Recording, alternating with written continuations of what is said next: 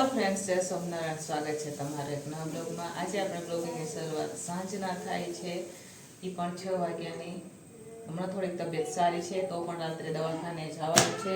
3 દિવસથી આ તબિયત સાવ ખરાબ થઈ ગઈ છે। આજે તો નમૂની તબિયત ખરાબ થઈ ગઈ છે, મા દીકરી બંનેની તબિયત આજે પણ ખરાબ છે।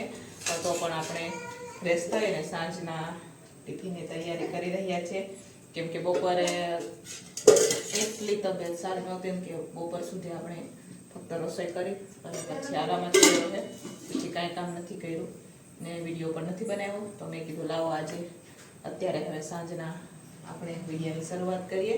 તો આ બાજુ હું બનાવી રહી છું ઢોકળીનું શાક અને આ બાજુ વઘારેલા ભાત। તો વઘારેલા ભાત માટે પાણી ઉકળતું રાખી દીધું છે, બધું શાકભાજી વઘારી અને પાણી ગરમ થવાનું રાખેલું છે।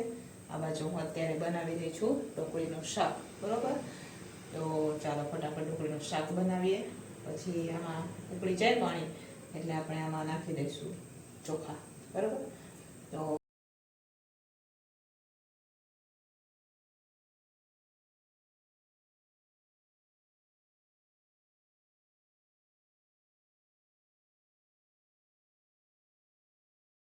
ઢોકળી માટે આપણે પાણી પણ પાકી ગયું છે અને આ બાજુ વઘારેલા ભાત પણ બફાઈ રહ્યા છે। તો હવે આપણે ઢોકળી બનાવી દઈશું।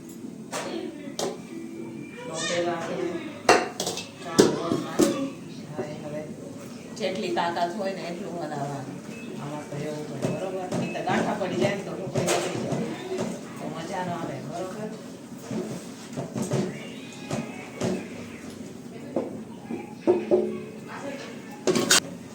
આપણે 1 કિલો લોટની ચણા લોટની ઢોકળી બનાવી। આ 1 કિલો કમ્પ્લેટ લોટ છે, કેમ કે અત્યારે છોકરા વધારે છે ને એટલા માટે હવે એને ઓછાતું નથી તો પાટલી પર ઉભરી પડશે।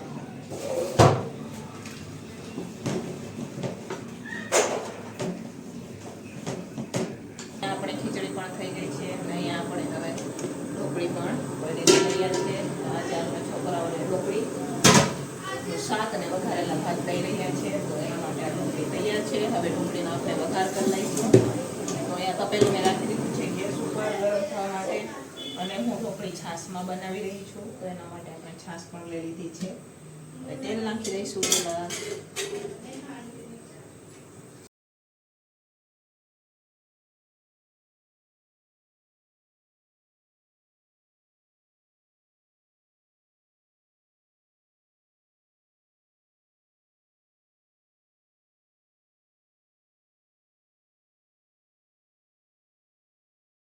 તમે લોકો જ્યારે પણ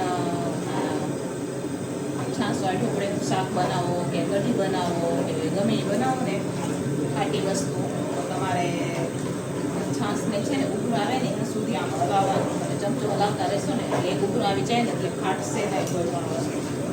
અત્યારે હું હલાવી દઈ છું, ગમે ત્યાં તમે કઢી બનાવો ને તો હલાવતા રહેવાનું એટલે ફાટે નહીં, આજે સરસ મજાનું શાક બની ગયું। આ જોઈ લો, આપણે હલાવ્યા જ રાખ્યું હતું તો સરસ મજાની કઢી બની ગઈ, ફાટી એનાથી, બરોબર।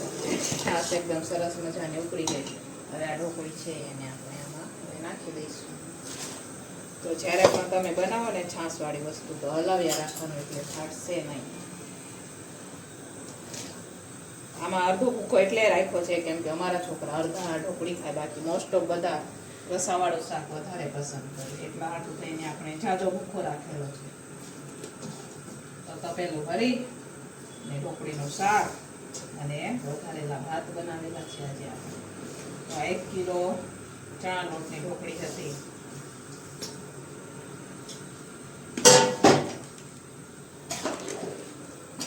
હવે આને આપણે પાકવા દઈશું। મસાલા તો બધા થઈ ગયા છે, હવે પાકશે પછી સરસ મજાનો રસો ઘાટો થશે, આપણે પછી બંધ કરશું। હવે ઢાંકીને એને પાકવા દઈએ।